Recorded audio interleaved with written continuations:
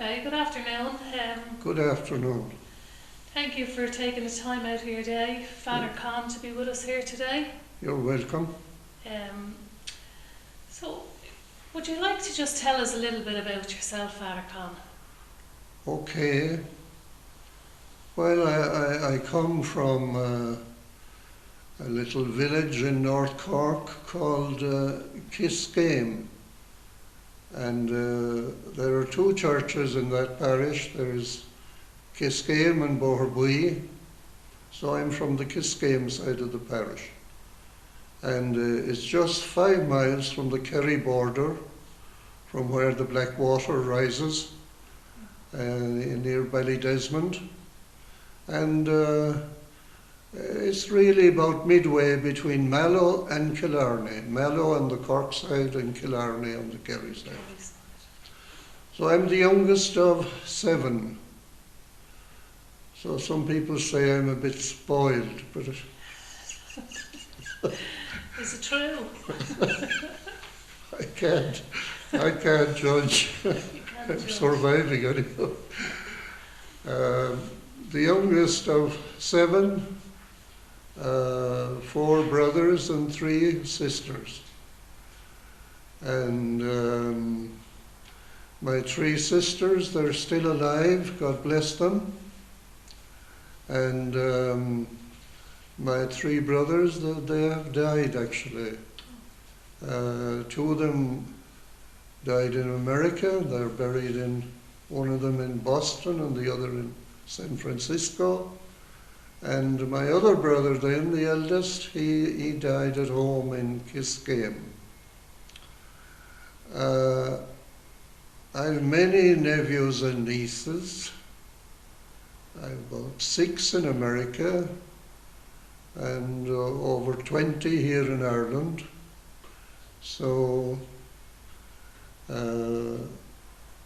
I know people all over the country because of that. Well, not so much the north of Ireland, but other parts of Ireland and across. I have a nephew in Hong Kong, New York, so on. Very good. After primary school, I went to the secondary school in Limerick, the Redemptorist. It's called St. Clement's. And I was just 13 when I went there. And I spent 5 years there. I'd come home twice or 3 times a year. And it was there I did the intercert and the leaving certificate. And in those days, that secondary school was really a sort of a minor seminary. Those who went to it would have had some idea at least of becoming a priest. And how I got the idea was there was a mission in the parish of C.S.S.R. It was back in 1948, I think. And there was a tremendous attendance at it. It certainly caught the attention of the people. So the thought came to me, wouldn't it be good to join this group and carry the name of Christ to other people? So a seed was sown, and that stayed with me. The teacher in the primary school encouraged me, and little things encouraged me. I remember some nuns visited the school one day, and one of them looked at me for some reason and she said, "You're going to be a priest." The psychic. So it happened. I became a Redemptorist. And our training, do you want to hear a little about it? Yeah, tell us a little bit about your training and a little bit about some of the places you ministered down through the years. Yeah.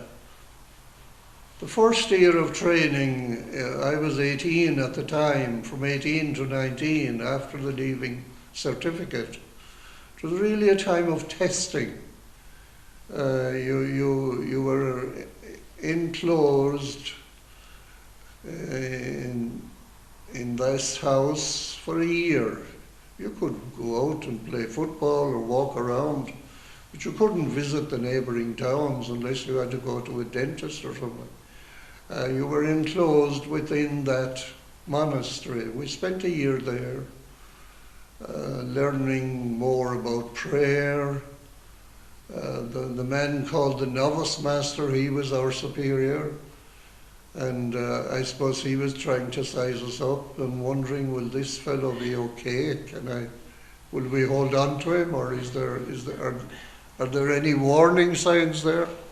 So anyhow, I got through that a year, and I was professed as a Redemptorist, first profession at the age of 19.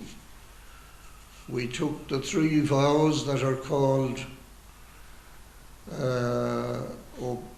poverty, chastity, and obedience. That's what they're called.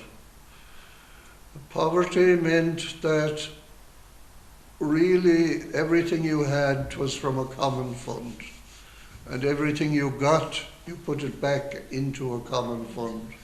And that was followed fairly well, I think.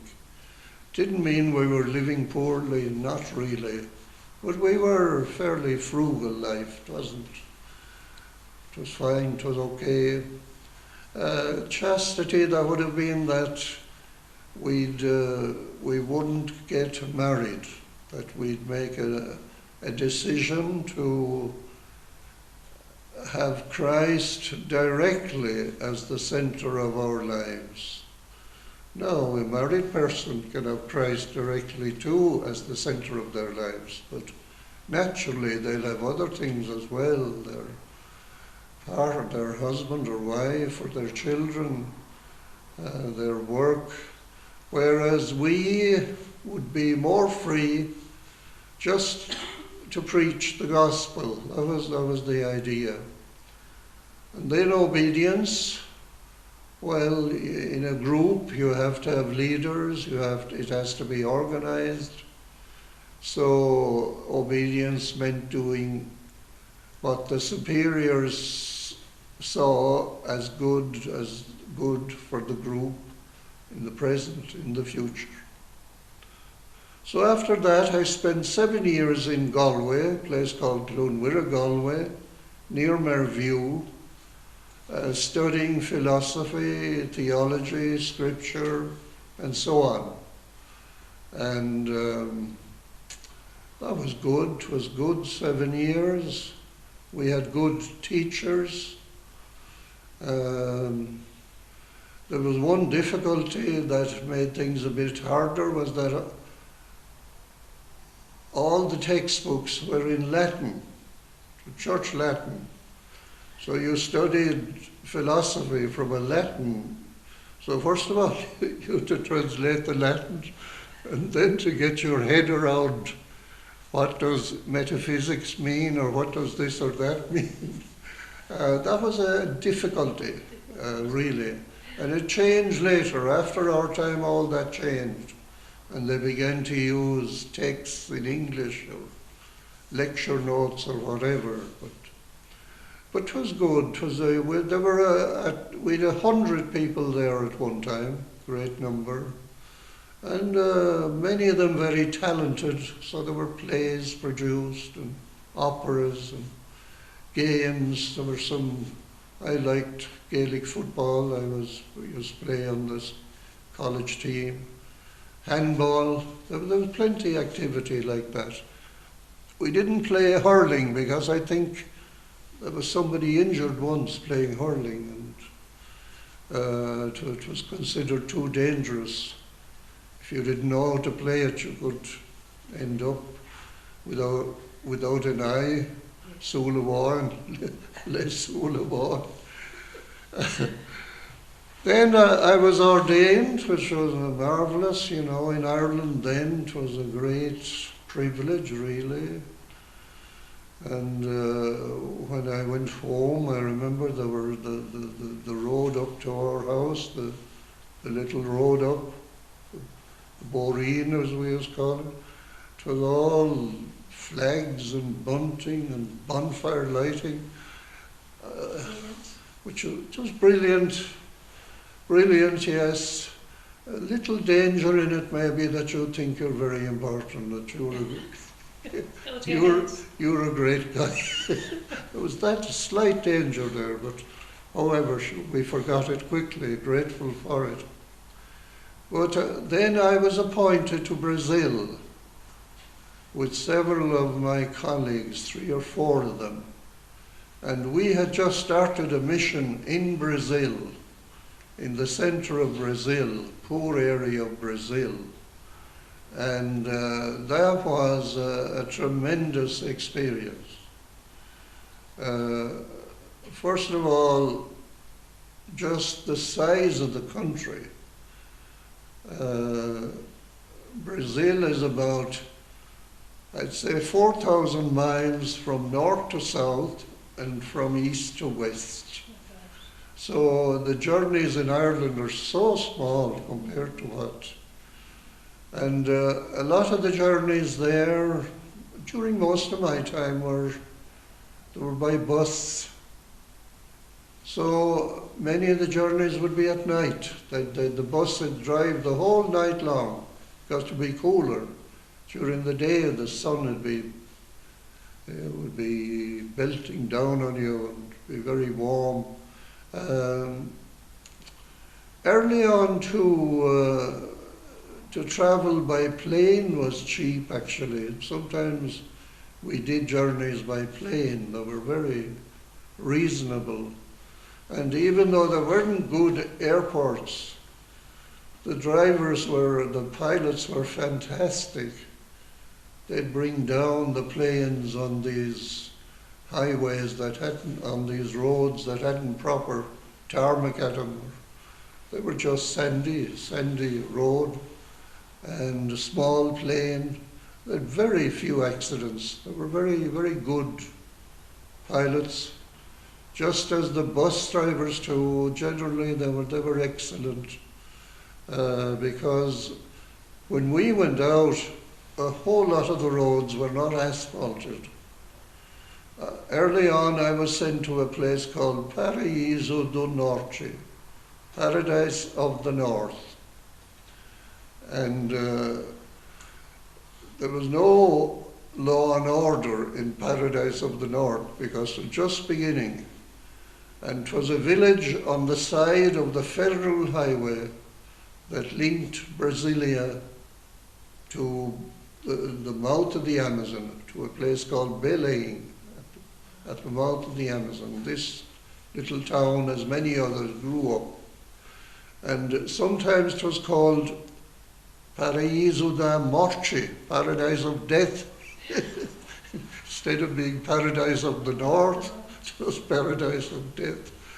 But over the years it became a great parish. I worked in it twice, and great people.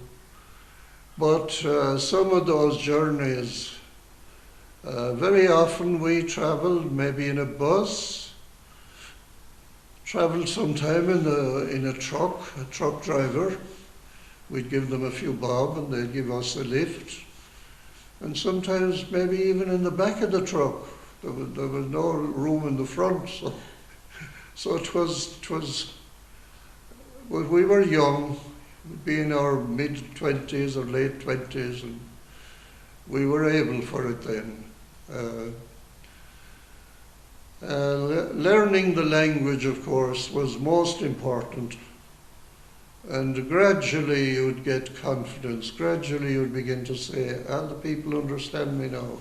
I can see they're listening.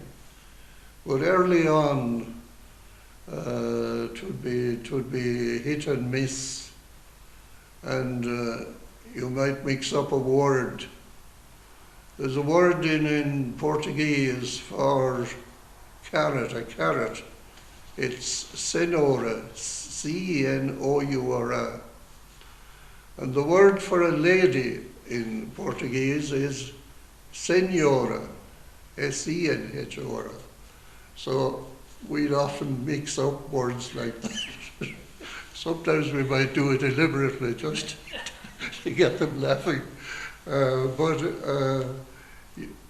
But we had a great advantage that it was the only language in Brazil from north to south.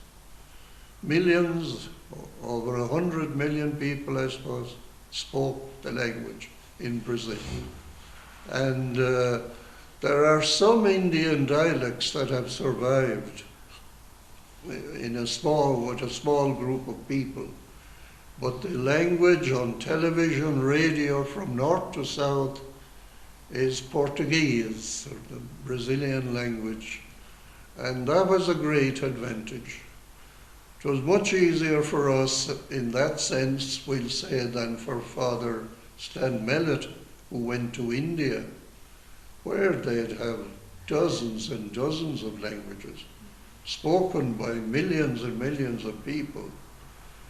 And then our language, it was derived from Latin, right? And we would have known a good bit of Latin, so it was easy for that reason too. The word for a door in Latin is porta, porta. It's the same in Portuguese. Porta, portal, so on.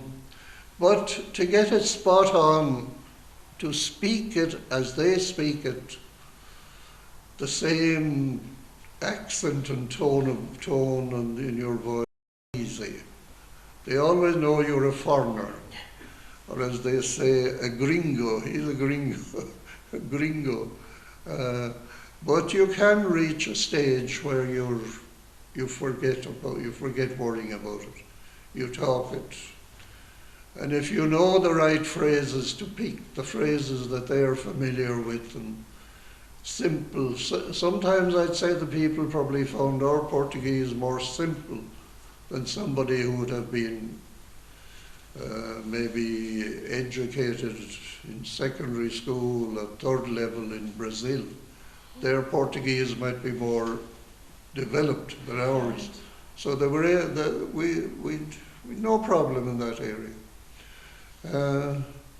They were mostly baptized. They were all baptized, or they all wanted to be baptized. But the problem was there were very few priests.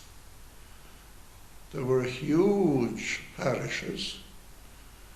I remember in Paraíso do Norte getting into a bus one morning at 9 o'clock in the morning. And I got out of the bus at around 3 o'clock in the afternoon, and I was still in the parish. So, we'd stop in various places, say Mass there, baptize people, do marriages maybe hear some confessions, and then move on to another place. So it was demanding work physically. You might start at 6 in the evening and you might be going till 11 at night or 12 at night, you know. Start again early in the morning, then move on to another place. And was it safe, Father Con, travelling around? It was safe, it was. It was. It was, for us, it was totally safe. Because they'd respect us, they would respect priests. And they would know we were priests because of our skin colour. They'd know we were foreigners, as I said, gringo. And the only foreigners around there, that part of the world, would have been some priests or nuns or sisters who came there to try and build up Christian communities.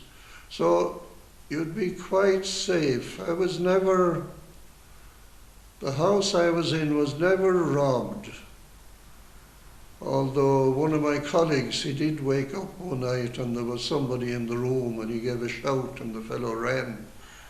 But, but in those early days, they wouldn't harm you. Now, 30 years later, 40 years later, Brazil, unfortunately, was becoming quite violent with drugs, drugs especially, and early on, they had a lot of violence with knives. That was early on, feuds between them and that.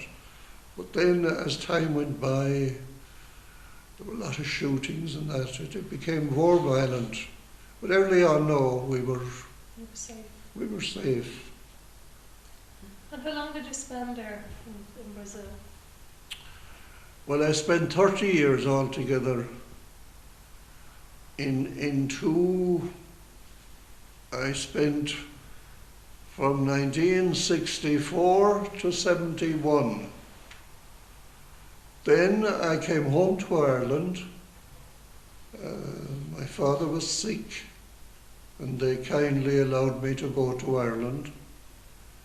And then when I was in Ireland, I was asked to work in our house in Galway, where the philosophy students were studying. So I was asked to work there. So I was in Ireland from 1972, I think, to 86. So that was 14 years in Ireland. Most of it in Galway. I did spend 3 years too giving missions, travelling around from place to place. And then I said I'd like to go back to Brazil again. And I asked my superiors, they said, okay, you can go. So I spent from 1986 to 2010 in Brazil, 2011 in Brazil, second time round. Wow. It was great. It was a different country the second time. Yeah. And tell me, Father Con, when you got the call that you were going to be moved to Ballyfermot, had you heard anything about Ballyfermot before you had got that call, or did you know anything about Ballyfermot, the parish you were coming to? Not much. I would have known it was a densely populated area. I would have known that. Yeah. I would have known this big church. I'd have seen it. I'd have heard of famous people here like Father Michael Cleary, that the singing priest. I would have seen him on television. But that was, I would have a sense that was a place that was being built up. It was new, it was young, it was a young. So I wouldn't have known. Other than that, I wouldn't have known really. So how did you feel about coming to Ballyfermot at the time? Or more importantly, how do you feel now after being in Ballyfermot for the past 9 years or so? Yes, well, I'm very grateful that I spent 9.5 years in Ballyfermot. I'm very grateful because I was anxious to know the church in Ireland a bit better. And I certainly got to know the church in Ireland very well here in Ballyfermot. Through the people, we'd contact with the priests in Chapel Izzard and Palmerstown, so on, St. Matthews, Cherry Orchard, of course. So it gave me a great sense of the church in Ireland. The people here, I found them tremendously friendly and good-humoured.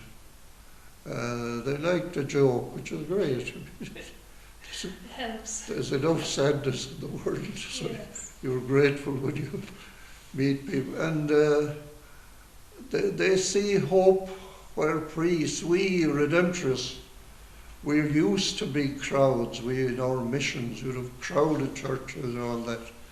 And you could get spoiled with that, you know.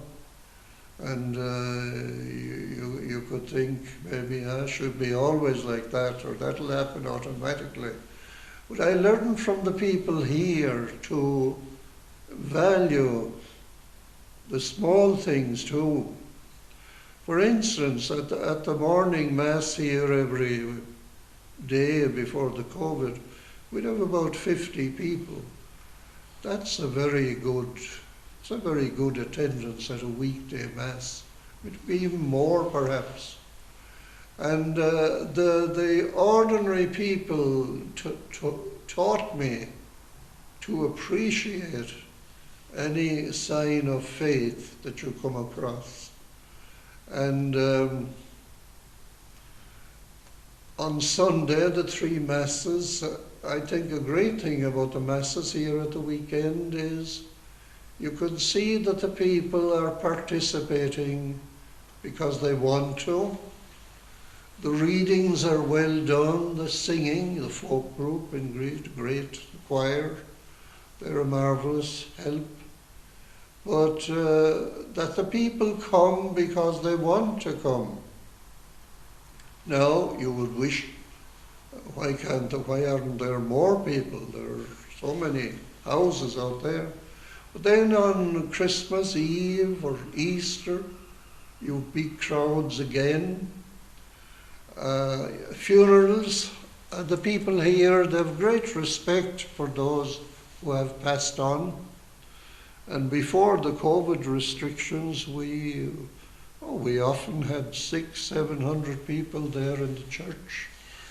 And it wouldn't be just coming, they'd be coming to pray, to participate, to listen.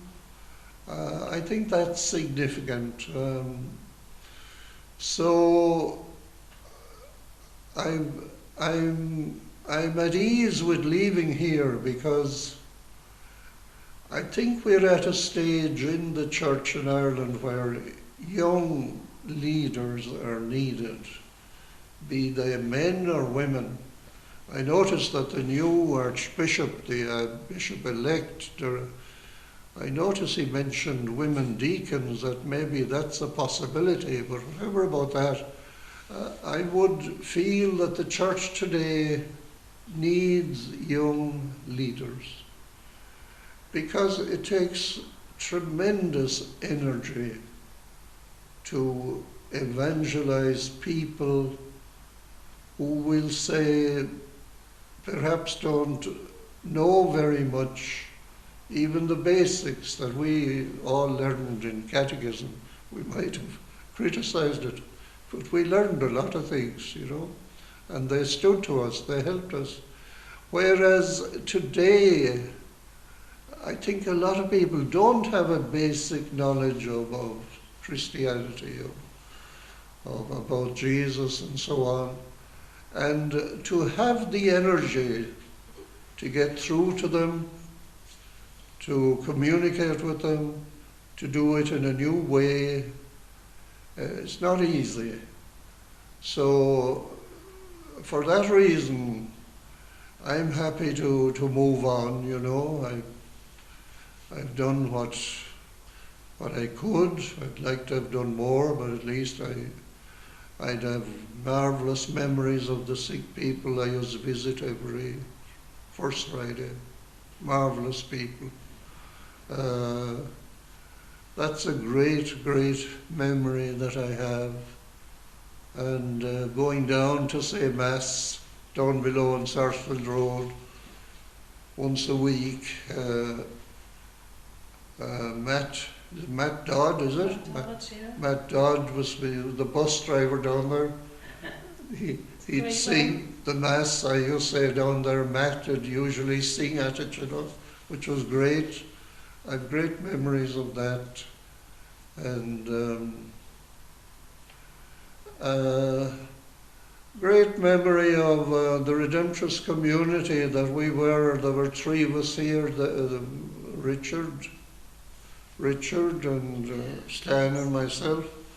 We had Father Vinny the German for a while. That's right.